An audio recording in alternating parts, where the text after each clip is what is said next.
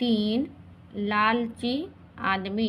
कहानी पढ़ेंगे, करते हैं। बिस्मिल्लाहिर्रहमानिर्रहीम। तीन आदमी सफ़र कर रहे थे।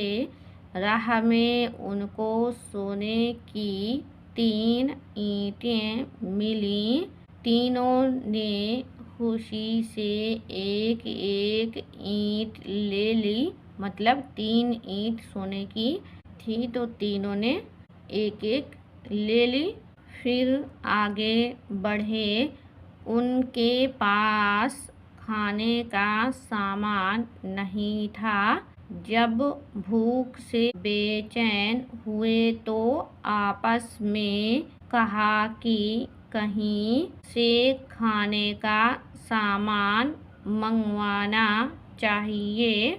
उनमें का एक शख्स बोला कि आप दोनों आदमी यहीं ठहर जाएं, मैं अभी सामने वाले गांव से खाना खरीद कर लाता हूँ।